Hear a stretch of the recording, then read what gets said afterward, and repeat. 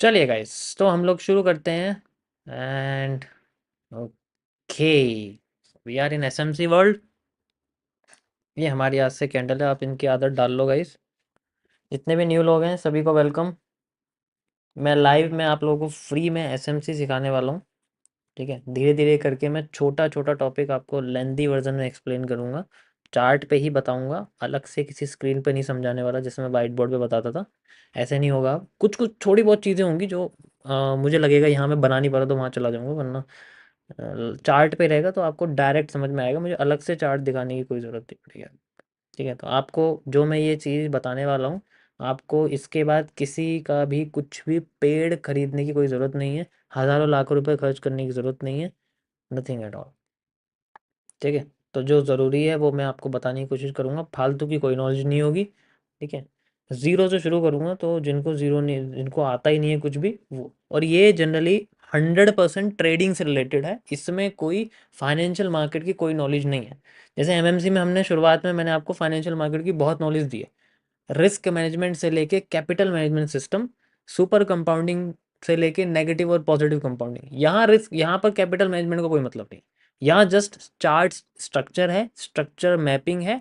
ठीक है, जैसे यहाँ हम स्ट्रक्चर मैपिंग पकड़ते हैं, वहाँ डीएनए स्ट्रक्चर, वहाँ फ्यूचर मूव्स को पकड़ते हैं। तो बहुत कुछ चीज़ें हैं जो आपको यहाँ पर लगेगा कि, और जिन्होंने एसएमसी सीखी हुई है उनके लिए बहुत आसान होगा। यहाँ पर थोड़ा बहुत सीखा हुआ है, पता है उनको। ठीक है, उनके लिए बहुत ईजी होगा इस चीज़ को समझना। और जिन्होंने नहीं सीखी है कोई प्रॉब्लम नहीं, मैं वैसे भी ज़ीरो शुरू करूँगा तो आपको ए टू जेड समझ में आ जाएगा। ठीक है, और ये कंटिन्यू रहेगा, नहीं बीच में बंद नहीं होगी पहले की तरह। ठीक है, तो it's totally depend on your consistency. आप कितने कंसिस्टेंट हैं मेरे साथ। मैं तो यहाँ रेगुलर आ ही रहा हूँ, तो मेरे लिए अब डे 1 शुरू हो जाएगा। ठीक है, तो मैं सबसे पहले ये जो आपको डे 432 लिखा आ रहा है, ये गाइस आज डे 1 है। ठीक है, तो इसको भी मैं चेंज कर दूंगा जनरली। ओके, या ओके गाइस, शुरू करते हैं हम लोग।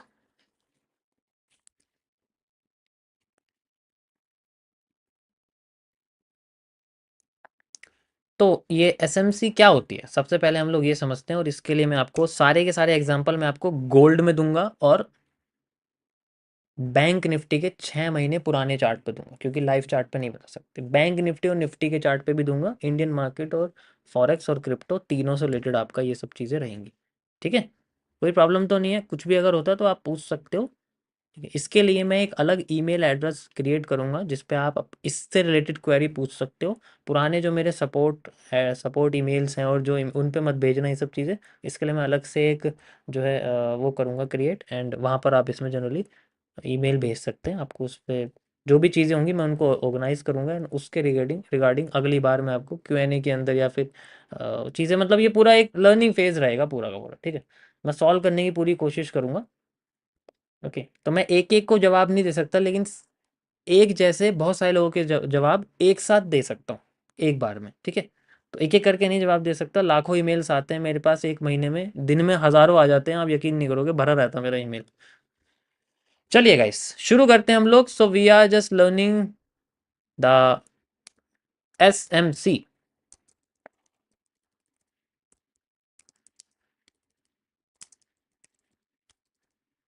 मेरी टाइपिंग थोड़ी सी बेकार है।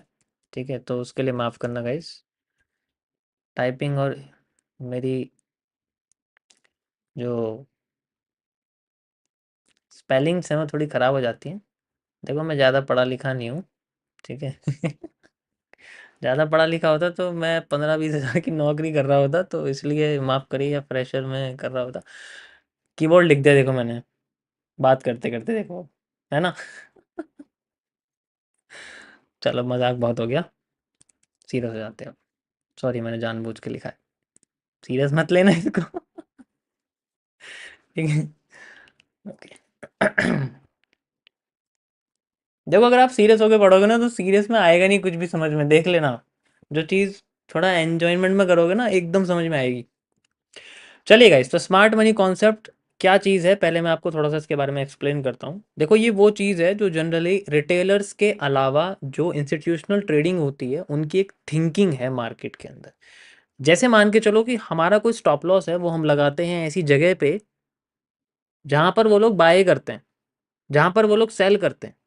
ऐसी जगह पे वो चीज़ों को लगाते हैं, तो हम इनको ब्रेकआउट्स और ब्रेकडाउन्स कहते हैं, ठीक है। वो इन जगह पे अपनी पोजीशंस को लगाते हैं, हमारा स्टॉप लॉस लेने के बाद उस जगह से अपने आप को बाइंग या सेलिंग करते हैं। सो बहुत बड़ा गेम है इसका एक। उस गेम को समझने के लिए ये एसएमटी के ज़रिए स्मार्ट मनी टेक्निक एक्सप्लेन किया गया था, ठीक है। और जनरली ये आईसीटी ने क्रिएट करा है और ये बहुत लंबा है, लेकिन हम इतना बड़ा नहीं पढ़ेंगे, हम लोग वही पढ़ेंगे जो इंपॉर्टेंट है। हर चीज़ पढ़ के किसी और को पढ़ाना नहीं है, we have to just learn which is important in trading. मैं मार्केट में बैठा हूँ, मुझे 15 मिनट के चार्ट पे एनालिसिस करना है, मुझे ट्रेड चाहिए, मैं उस हिसाब से मार्केट को देखूंगा।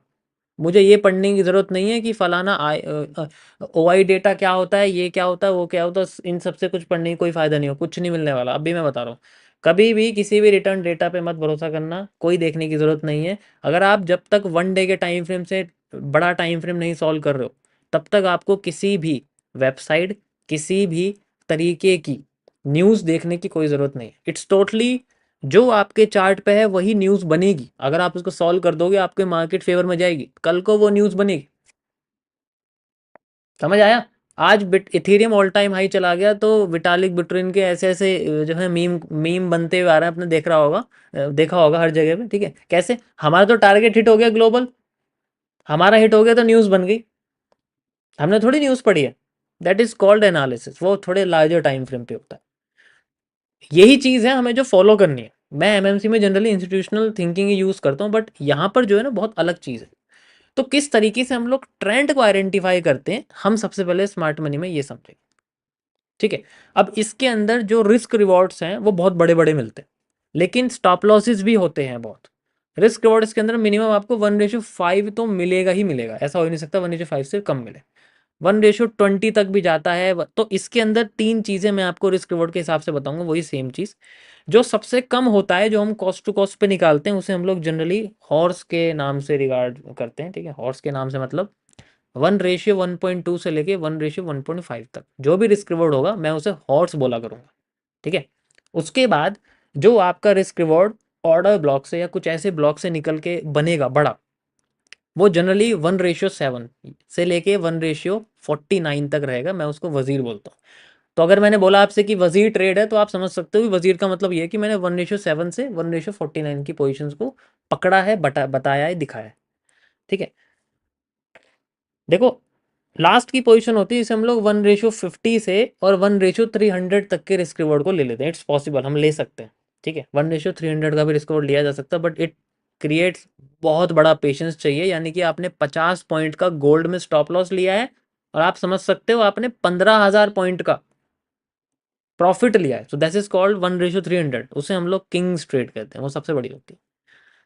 तो ये मैं नाम आपको यूज़ करा करूँगा आगे जाके, जैसे जैसे मैं ट्रेड बताऊँगा कि 1:7 है, नहीं, वजीर है, हॉर्स है, किंग्स है, ब्लैक किंग्स है। ब्लैक किंग होगी हमारी जब मैं सेल साइड की आपको बताऊँगा, ठीक है। तो इस तरीके से ये रहेगा हमारे पास। मार्केट दोनों साइड में फ्लो करती है, सेल साइड में ही फ्लो करती है, तो आप सेल साइड में मार्केट जाती है उसमें भी पैसा बना सकते हो। मार्केट बुल साइड में भी फ्लो करती है, तो आप मार्केट के अप साइड में भी पैसा बना सकते हो। तो यहाँ ऐसा नहीं है कि आप किसी चीज़ को खरीदोगे तभी पैसा बनेगा, नहीं, आप किसी चीज़ को शॉर्ट भी कर सकते हो। और इस चीज़ को हम लोग कहते हैं शॉर्ट करना on a particular assets derivative. Derivative मतलब उसके रिगार्डिंग में हम लोग शॉर्ट करते हैं, डेट्स इट। ज़्यादा इतना डीप में जाने की ज़रूरत नहीं है। अब ये जो स्मार्ट मनी का जो एक जोन है, उसको समझने के लिए हमें कुछ चीज़ों को पता चलना चाहिए कि एक्चुअल में जो ट्रेंड बनता है वो किस तरीके से बनता है, ठीक है। उसके लिए मैं आपको कुछ स्ट्रक्चर्स बताता हूँ, जैसे,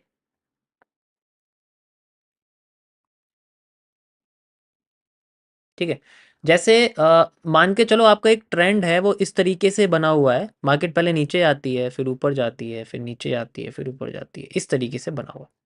इसे हम लोग एक बुल ट्रेंड कहते हैं। और जब मार्केट इस तरीके से नीचे आती है, ठीक है, इसे हम लोग बियर ट्रेंड कहते हैं। बुल ट्रेंड और बियर ट्रेंड का मतलब ये नहीं है कि वो ऊपर जा रही तो बुल ट्रेंड है, नीचे जा रही है बियर ट्रेंड है। जब हमारे पास more than to supply demand आती है, उसे हम लोग बुल ट्रेंड कहते हैं। देखो, यूज वही होगा। सप्लाई डिमांड मतलब जो डिमांड है उसे हम लोग अप ट्रेंड कहते हैं, और जो सप्लाई है उसे हम लोग डाउन ट्रेंड कहते हैं। तो जब ये दो से ज्यादा आती हैं, एक ये हो गया, एक ये हो गया, तो दो ये हो गए, एंड दो हमारे पास में डिमांड हो गई। That is how we can create a trend. इसके बाद मार्केट बुलिश है, दैट्स इट। इसे हम लोग बुलिश के बोलते हैं। इसी तरीके से सेम अगर हम बेरिश की बात करें, तो ये हमारे सामने एक बेरिश है, यहाँ से यहाँ तक यू कैन सी। ध्यान से सुनना जो मैं बता रहा हूँ, ये इंट्रोडक्शन है। अगर ये समझ में नहीं आया ना तो ट्रेंड की डेफिनेशन समझ में नहीं आएगी।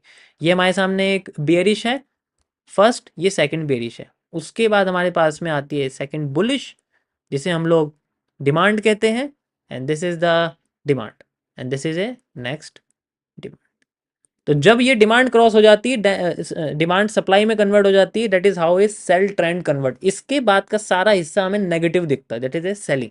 ठीक है, अब ये किस तरीके से होता है, इनको हम लोग ट्रेंड के स्ट्रक्चर्स, कैरेक्टर्स, ठीक है, इन्फ्लुएंस, कन्फ्लुएंस, इंड्यूसमेंट्स, आइडियम्स, बहुत सारी चीज़ें हैं जिनसे हम लोग आइडेंटिफाई कर सकते हैं। मैं बहुत सिंपल लैंग्वेज में आपको बताऊंगा, और कुछ ऐसी स्ट्रेटेजीज जो कि जनरली मेनली सभी लोग यूज़ करते हैं।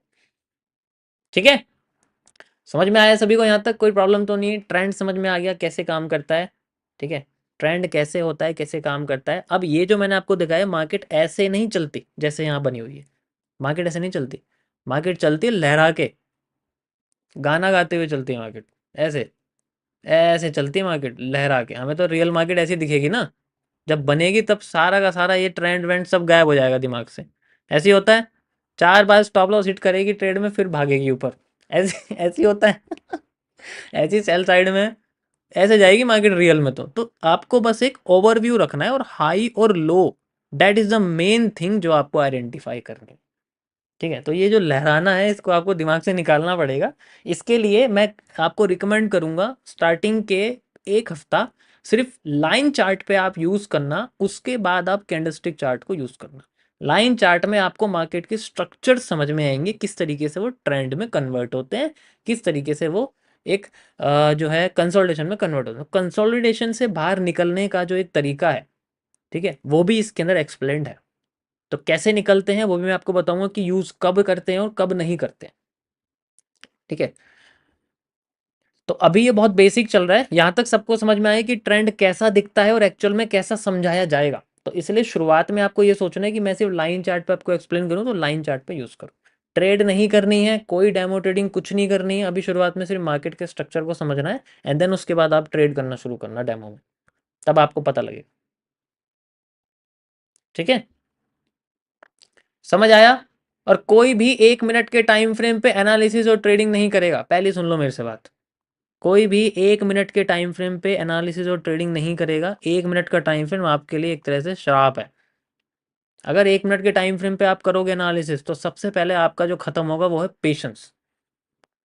ठीक है, कोई भी छोटे टाइम फ्रेम पे नहीं करेगा, सबको बड़े टाइम फ्रेम ही यूज करना, मिनिमम से मिनिमम 5 मिनट, दैट्स इट। और मैक्सिमम से मैक्सिमम टाइम फ्रेम आपको यूज करना 4 आवर या 1 डे। आप 12 आवर भी यूज कर सकते हो, बट 12 आवर पेड वर्जन में आता है ट्रेडिंग व्यू के। ठीक है, तो एक, 1 मिनट गाइस।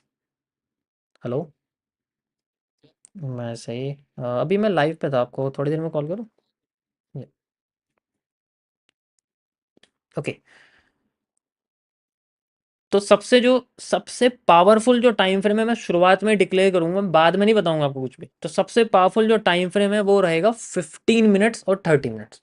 इसमें आपको बायस, जिसे हम लोग ट्रेंड डायरेक्शन कहते हैं, कैसे फाइंड आउट करते हैं हम लोग ट्रेंड डायरेक्शन, वो इन्हीं टाइम फ्रेम इसमें जनरली की जाती है। और फिर छोटे टाइम फ्रेम पे अपनी रिफाइनिंग, रिफाइनिंग मतलब एक रिफाइंड एरिया, जैसे 30 मिनट्स के टाइम फ्रेम पे जो कैंडल होगी वो गोल्ड में 800 पॉइंट का स्टॉप लॉस देगी, यानी कि 80 पिप का, हो सकता है 100 पिप्स का, है ना, ऐसे ही होगा, इससे तो कम होगा नहीं।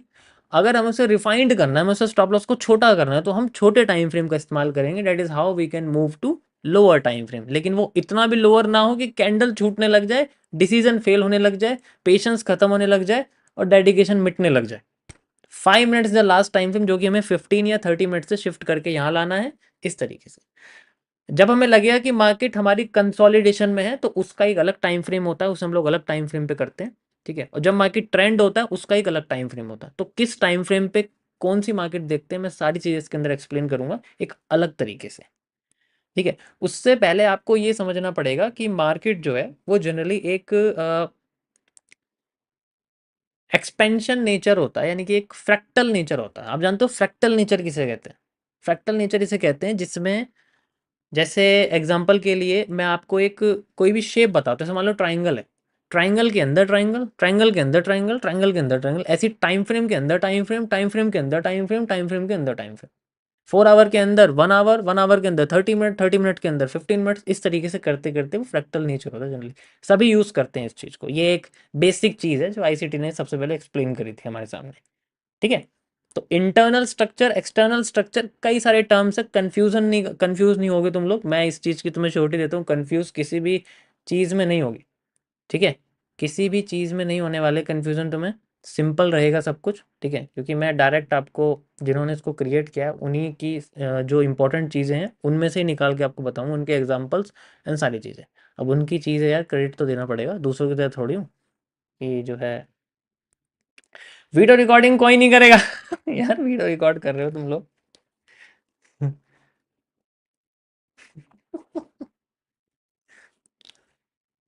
नेक्स्ट चीज़ हमारे पास में आती है, जैसे मैंने आपको बताया कि ट्रेंड इस तरीके से होता है, तो हमें शुरुआत में बस ट्रेंड को आइडेंटिफाई करना है। जैसे कि आप यहाँ देखो, this is a trend and this is a zigzag movement. लेकिन हम लोग जिग जैग की भाषा यूज़ नहीं कर सकते, हम लोग यहाँ पर जो है ज्योमेट्री नहीं पढ़ रहे, यहाँ पर हम लोग फाइनेंशियल मार्केट की दुनिया में, तो वहाँ पर हम लोग जिग जैग जैसा वर्ड यूज़ नहीं कर सकते। ये मैं ट्रेंड उठा के आपको यहाँ लेके आता हूँ लाइक दिस।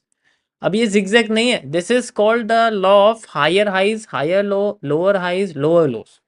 जैसे एग्जांपल के लिए मार्केट अगर नीचे आती है तो वो अपने लो को तोड़ती है, जब वो लो को तोड़ती है तो उसे हम लोग लोअर लो कहते हैं।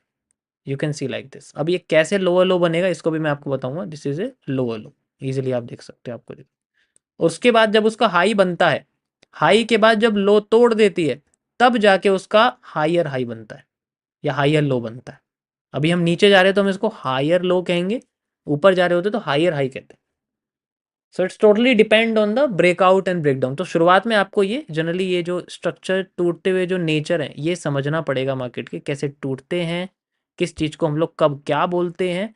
जैसे अब ये नहीं टूटा ना, तो हम इस चीज़ को वो नहीं बोल सकते जो हम ऊपर बोल लेते, this is not a higher low, this is IDM. ये किस तरीके से होता है मैं आपको धीरे धीरे करके एक्सप्लेन करूंगा, ठीक है। किस चीज़ को यूज़ करते हैं, किस चीज़ को यूज़ नहीं करते हैं, वो सारी चीज़ें हम लोग बताएंगे इसके अंदर। अब ये जो जैसे मार्केट यहाँ तक गई है, जैसे मैं आपको इसी स्ट्रक्चर में दिखाता हूँ, जैसे मार्केट पहले ऊपर गई है फिर नीचे आई है, तो अपना जो ये लो तोड़ा है, लो तोड़ने के बाद जो ये मार्केट नीचे गई है यहाँ पर, इस स्ट्रक्चर को हम लोग बोलते हैं ब्रेक करना। अपने ही स्ट्रक्चर को ब्रेक करना, जनरली एक इस तरीके से ऐसे जाना मार्केट को यहाँ पर आना। तो यहाँ पर क्या होता है, यहाँ कुछ ना बना हुआ रहता है। जैसे मान के चलो यहाँ पर आपका कोई भी चार्ट पैटर्न हो सकता है, जनरली पीनेंट हो सकते हैं, पैरेलल चैनल हो सकता है, तो हमें उससे कोई लेना देना नहीं है। ये एमएमसी नहीं है, ठीक है, ये एमएमसी नहीं है। तो यहाँ पर जनरली ये जनरली मैंने हाई लो लिख दिया, सॉरी ये लोअर हाई है, सॉरी हाँ ये लोअर हाई है, ठीक है। यार ये ना अपने, मैं कह रहा हूँ ना थोड़े बहुत इसके अंदर चेंजेस हो सकते हैं, बट आप समझो इस चीज़ को, मतलब मैं बोलूँ ना टर्म्स इंपॉर्टेंट नहीं है, स्ट्रक्चर्स इंपॉर्टेंट है। तो जैसे ये इसके लो को तोड़ेगा, that is how the break of structure boss, इसे हम बोलते हैं बॉस। वैसे आप इसको बस भी बोल सकते हो, लेकिन इसे बॉस बोलते हैं जी, फ्रेंच से लोग बस बोलते हैं, बट हम लोग इसे बॉस ही बोलेंगे सिर्फ, ठीक है। कुछ लोग हैं इसको बस बोलते हैं, आप कुछ और कंट्रीज की प्रोनाउंसिएशन देखोगे ना तो वो बस बोलेंगे। तो इस तरीके से होता है। तो ये जनरली जो आपको यहाँ दिख रहा है, मैंने ये बताया, तो ये सारे के सारे आपके स्ट्रक्चर जो है ये आपके ब्रेक ऑफ स्ट्रक्चर होते हैं। इसका मतलब ये होता है कि एक बुलिश चार्ट पैटर्न टूटा है। ये जो आपको दिख रहा है मैंने लगा के दिखाया है, यहाँ पर आपका कोई भी बुलिश चार्ट पैटर्न हो सकता है। इन केस जैसे आपको मैं बना के दिखाऊं, कोई भी ट्राइंगल हो सकता है ना इस तरीके से, मान लो आपको कोई भी हेड एंड शोल्डर जैसा पैटर्न हो सकता है। तो यहाँ कोई भी बुलिश पैटर्न हो जो आपको दिखे बना हुआ मार्केट में, वो टूट जाता है, उसका लो टूट जाता है, this is called a break of structure. इन सब चीज़ों को हम लोग स्ट्रक्चर्स बोलते हैं, चार्ट पैटर्न्स को, ठीक है। इन सब चीज़ों को हम लोग चार्ट पैटर्न बोलते हैं, स्ट्रक्चर्स बोलते हैं। समझ में आया यहाँ तक सभी को? ब्रेक ऑफ स्ट्रक्चर समझ में आ गया। अभी बताऊंगा इसका यूज क्या होगा, ठीक है। पहले इसको समझो कि ये है क्या, ऐसा क्यों होता है, और अगर ये हो गया तो बुलिश पैटर्न की पावर खत्म हो चुकी है। अब ये हिस्सा is a dead, this zone is a dead, इसका अब कोई यूज नहीं, दिस इज ए डेड। ये बुलिश नहीं करना चाहता, नहीं कर पाया। जैसे एग्जाम्पल के लिए एक हैमर का बनना, ठीक है, एक हैमर का बन जाना, और हैमर के बनने के बाद मार्केट का उसके लो को तोड़ देना। अगर मार्केट यहाँ से लो तोड़ गया तो हैमर की पावर खत्म होगी ना भाई। हैमर क्या है, बुलिश ही तो पैटर्न है, तो अगर हैमर टूट गया तो उसकी बुलिश पैटर्न, उसकी बुलिश पावर खत्म हो गई। सेम चीज यहां पर आप एक समझो कि एक हैमर बना हुआ था और उसके हैमर को तोड़ दिया गया। हैमर इज ए, तो उसका जो लो है वो जनरली ब्रेक ऑफ स्ट्रक्चर। समझ में आया? कोई प्रॉब्लम तो नहीं है? ओके, या बहुत सिंपल है। अभी मैं बहुत सिंपल रखूँ, डे वन है, ज़्यादा आपको जो है इतनी डीप में नहीं बताने वाला। अब इसी तरीके से मार्केट अगर चलती रहती है, ठीक है, तो ये अपना जो है ब्रेक ऑफ स्ट्रक्चर करता रहता है। ऐसे करके ये करता रहेगा, यहाँ से देखो इस तरीके से करता रहेगा, फिर ये ऐसे करता रहेगा, ठीक है। अब इन केस अगर मान लो हमारे पास ये स्ट्रक्चर इस तरीके से आ रहा है तो मार्केट ट्रेंड को फॉलो कर रही है, दिस मीन्स ये, तो इसे बोलते हैं trend following nature. When market break the break of structure, इसको हम लोग बोलते हैं ट्रेंड फॉलोइंग, मतलब मार्केट नेगेटिव में जा रही है, मार्केट पॉजिटिव में जा रही है। सेम ये चीज़ पॉजिटिव साइड की होती है। जैसे अगर मैं आपको इस तरीके से करके दिखाऊं तो इसमें ब्रेक ऑफ स्ट्रक्चर ऊपर होता है, इसमें स्ट्रक्चर आपका ऊपर होगा। क्यों होगा? क्योंकि जब मार्केट ऊपर जाती है तो बेयरिश सीसीपी बनती है। बेयरिश मतलब चार्ट पैटर्न बनता है, यार लैंग्वेज मेरी समझ लेना, सीसीपी मतलब चार्ट पैटर्न आप कह सकते हो। चार्ट पैटर्न बनता है, तो यहाँ बेयरिश चार्ट पैटर्न या बेरिश चार्ट पैटर्न या बेरिश चार्ट पैटर्न, ये मार्केट को गिराने की कोशिश करता है, ठीक है। और इनके ऊपर ही लगे रहते हैं, जैसे एक शूटिंग स्टार है। शूटिंग स्टार क्या होता है? एक हैंगिंग मैन है। हैंगिंग मैन क्या होता है? These are the bearish pattern. अगर हैंगिंग मैन के ऊपर का हिस्सा टूट जाए तो हैंगिंग मैन खराब हो जाएगा, बेकार हो जाएगा। सेम चीज हमारी यहां पर होती है, ये पैटर्न्स में कन्वर्ट होते हैं, चार्ट पैटर्न्स होते हैं, एक कैंडल नहीं होती, बहुत सारे पैटर्न्स होते हैं। अगर आप डीप में पढ़ोगे तो एक हैमर ही दिखाई देगा, सॉरी एक हैंगिंग मैन ही दिखाई देगा, जिसको ब्रेक करके मार्केट अपसाइड में जा रही है। तो जब वो अपसाइड में जाती रहती है तो ऐसे में जो स्ट्रक्चर्स हैं, जो ब्रेक ऑफ स्ट्रक्चर हैं आपके, वो बनते हैं ऊपर की साइड, क्योंकि मार्केट ने अपने नेगेटिव पैटर्न्स को ब्रेक कर दिया है। That's how the break of structure, ऐसे बनता है एक बुल ट्रेंड।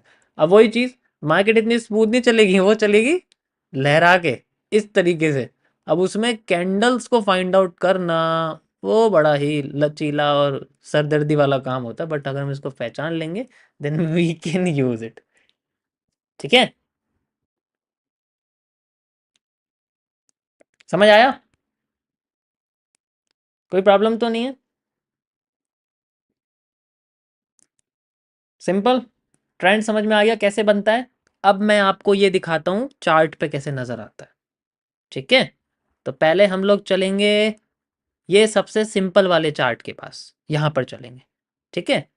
तो जैसे मार्केट में ये आ रहा है, ये सबसे सिंपल चार्ट आपके सामने बना हुआ है मार्केट में। तो मार्केट में लाइन चार्ट में हम लोग चलते हैं, और लाइन चार्ट में हमारे पास जैसे ये हमारे पास में हाई है, ये हमारे पास में हाई है, ठीक है। तो ये हाई आया, ये इसका लो बना, लेकिन हाई नहीं ब्रेक करा, लो बनता गया, ये कर दिया इसका लो ब्रेक, ठीक है। तो ये हाई किसी काम का नहीं है, this is break of structure, BOS. Next ये हमारा एक बीओएस, ठीक है। नेक्स्ट ये हमारा एक बीओएस, इस तरीके से ये बनता जा रहा है। नेक्स्ट ये हमारा बीओएस। अब ये रह गया, ठीक है। अब ये हमारे पास रह गया, तो अब ये रह गया, और इसके बाद मार्केट ऊपर क्यों चलेगी इसका एक्सप्लेनेशन मैं आपको बताता हूं next. This is called break of structure. Trend follow करता है, एक भी टूटने से रह गया, और मार्केट ने अपने अपर स्विंग को यानी कि अपने हाई को ब्रेक कर दिया यहाँ से। That is how trend changes. और जब ऐसा होता है, जैसे एग्जांपल के लिए मार्केट यहाँ से नीचे जा रही है, तो हमारा नीचे का हाई, जो ये हाई बनते जा रहे थे, ठीक है, ये जो हाई बनते जा रहे थे, ये तब बनते हैं जब मार्केट अपने स्ट्रक्चर को तोड़ती है, तभी इनको हम लोग हाईज बोलते हैं, ठीक है। तभी बोलेंगे इनको, ऐसे नहीं बोल, अगर मार्केट ने लो नहीं तोड़ा ना उससे पहले उठ गई तो हाई नहीं है वो बस एक सिंपल सा एरिया है जो बना हुआ है हाई की तरह दिखने वाला, ठीक है, लेकिन वो हाई नहीं है। तो ये वैलिड कब होगा? ये वैलिड तभी होगा जब आपका ब्रेक ऑफ स्ट्रक्चर जनरली, अरे ब्रेक ऑफ स्ट्रक्चर आपका टूट जाएगा, उसके बाद ही हम इसको एक हाई बोलेंगे। यानी कि एक लोअर हाई, ऊपर से नीचे बना हुआ है तो लोअर पोजीशन पे, और ये ऊपर है तो इसे हम लोग हाई बोलेंगे। That is how a lower high formed. समझ में आया? जैसे यहाँ बना हुआ है, ये तभी माना जाएगा अगर ब्रेक ऑफ स्ट्रक्चर टूट जाता है, यानी कि ये कोई भी आपका लोअर लो टूट जाता है, उसके बाद ही हम उसको लोअर हाई कहेंगे। अगर ये ऐसे हो गया ना तो ये लोअर हाई नहीं है, इसको फिर हम कुछ और कहेंगे, जिसको मैं आपको नेक्स्ट लेक्चर में बताऊंगा क्यों इसको क्यों नहीं कहेंगे हम लोग।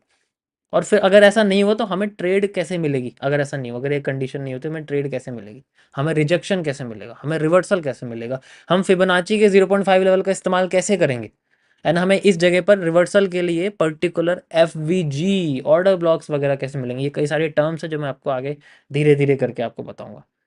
ठीक है, इसके अंदर आपको कैंडलस्टिक पैटर्न की समझ लेने की ज़्यादा कोई ज़रूरत नहीं है, लेकिन फिर भी मैं बोनस के लिए आपको सारी की सारी कैंडलस्टिक एक बार और एक्सप्लेन करूंगा, पार्शियल हैमर से लेके टोनबो तक। ठीक है, उसका एक अलग संडे को बोनस लेक्चर रहेगा जिसमें मैं एमएमसी के कुछ पार्ट्स, लाइट एमएमसी जो है मैं आपको बताऊंगा। जैसे इसके अलावा आपको और क्या सीखने की ज़रूरत है जो जनरली इसमें नहीं है, जैसे कैंडल्स की डीप नॉलेज इसमें नहीं है, तो कैंडल्स की डीप नॉलेज के लिए मैं अलग से आपको संडे का एक बोनस क्लास रहेगी, उसमें मैं आपको एक्सप्लेन करा करूँगा। ठीक है, तो मंडे से फ्राइडे रहेगा जनरली हमारा, एंड देन सैटरडे, भाई एक दिन तो वेट करने दो, मेरे को सांस लेने दो। ठीक है, समझ आया, किसी को कोई प्रॉब्लम तो नहीं है। अब यहाँ पर जैसे ये लोअर टूट गया, now this is known as the lower high, L H, this is L L, lower low, and उसके बाद ये कंटिन्यू होता रहता है और इस तरीके से ये अपने आप को लोअर लो, लोअर हाई, लोअर लो, आप कह सकते हो, ये बनते रहते हैं।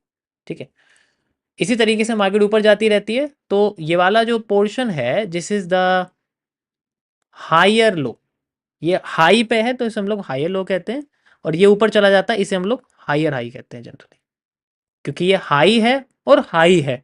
ठीक है, हाई पे बन रहा है यानी कि बुलिश है, और ऊपर की साइड बन रहा है, तो दैट इज, ये जितने भी आपको दिख रहे हैं सारे आपके हायर हाई जनरली बनते हैं। समझ आया, कोई प्रॉब्लम तो नहीं है किसी को, इनका आगे यूज होगा, इसलिए ध्यान से समझ लो किस तरीके से मार्केट के किस पोर्शन को क्या कहते हैं। अगर मैं बोलूंगा ना हायर लो, आप देख रहे हो मार्केट के बुलिश कैंडल को, किसी भी बुलिश कैंडल को, ठीक है, तो वो प्रॉब्लम है फिर बाद में उस चीज को लेके। अब अगर मान लो ये मार्केट बियरिश से बुलिश कब होगी, बीच में जो एक स्ट्रक्चर है जिसकी वजह से ये होगी, उसको मैं आपको कल समझाऊंगा। नाम उसका बता देता हूं, which is known as the change of character CHoCH and IDM, inducements. यहाँ इंड्यूसमेंट्स की अलग डेफिनेशन है, हम इंड्यूसमेंट की अलग डेफिनेशन। तो इन दोनों की वजह से कैसे ट्रेंड चेंज होता है with the help of order block, FVG, धीरे धीरे करके मैं आपको एक्सप्लेन करूंगा। तो आज के लिए गाइस इतना टॉपिक था छोटा सा, आई होप आप लोगों को समझ में आएगा। डेफिनेशन है यार, मैं ज़्यादा एक्सप्लेन नहीं कर सकता ना, वरना दिमाग फट जाएगा आप लोगों को। समझ आया है, कोई प्रॉब्लम तो नहीं है।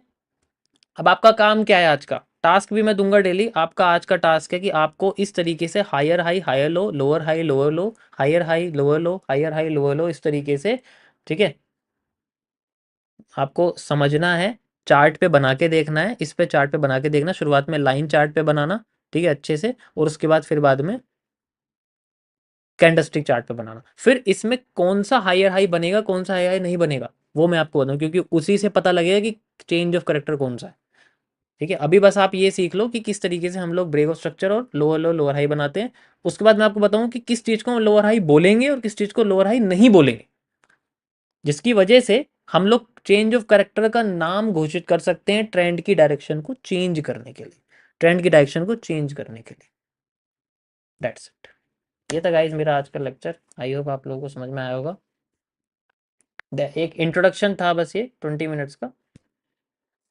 ठीक है, तो मैं कुछ कुछ चीज़ें आपको बोनस के रूप में बीच बीच में न्यू बताता रहूँ, जैसे मैंने आपको बताया कि कैंडल्स के बारे में मैं एक्सप्लेन करूँगा आपको साथ के साथ, and bullish pressure and bearish pressure भी इंक्लूड करूँगा, वो ज़रूरी है। कैंडल विक कॉन्सेप्ट भी ज़रूरी है, वो भी एक्सप्लेन करूँगा, वो एमएमसी के पार्ट में चलेगा। ये सब संडे संडे रहेगा, मंडे से फ्राइडे आपका नॉर्मल जो है वही चलेगा। ठीक है, तो किस तरीके से हम लोग, अब ये मत बोलो यार थोड़ा सा ही बताया है, ठीक है, मैंने बोला मैं थोड़ा बताऊंगा लेकिन डीप में बताऊंगा, ये मैंने शुरू में ही बोला था। तो अभी धीरे धीरे करके मैं, मुझे पता है मुझे कितना, कब कितना ग्रीस डालना है मशीन में, मैं जानता हूँ। ठीक है, तो मैं धीरे धीरे करके डालूंगा, एकदम डालूंगा तो मशीन पूरी भीग जाएगी यार। ठीक है, अब आपको क्या करना है, सिंपली जैसे मैंने ये करा था ना, आपको यहाँ पर इस तरीके से फाइंड आउट करने हैं। थोड़े बड़े बड़े स्ट्रक्चर को देखना, जैसे यहाँ बन गया, this is a break of structure, this is the break of structure, ठीक है, this is the break of structure, okay, this is the break of structure. बस ये फाइंड आउट करनी है इस तरीके से। ट्रेंड अगर नीचे आ गया, break of structure, break of structure, break of structure, ठीक है, इस तरीके से मतलब करते रहना। जैसे मैंने ऐसे रैंडम करा हुआ है यहाँ पर, ठीक है। तो ऐसे आपको हायर हाई हायर लो इनकी अच्छे तरीके से आपको बना के देखना है। फिर इसमें से मैं आपको बताऊंगा कि किसको हायर हाई मानोगे, किसको हायर, अब जैसे ये है, इसको आप हायर हाई नहीं मानोगे ना लोअर लो मानोगे, ठीक है। तो कई सारी चीज़ें हैं जिसमें मुझे आपको एक्सप्लेन करना है जनरली, ठीक है। जैसे अब ये लोअर लो बन गया है लेकिन ये हायर हाई नहीं है, दैट्स इट। समझ में आया सभी को, कोई प्रॉब्लम तो नहीं है? ये था गाइस मेरा आज का टॉपिक, ओके, परफेक्ट। चलिए हम लोग अपने वापस इस पे आते हैं एंड यहाँ देखो क्या शानदार एकदम टैप करते ही भागी है मार्केट, ओके। बुलिश पैटर्न आया है हैमर के साथ, एक और हैमर, तो दिस इज ए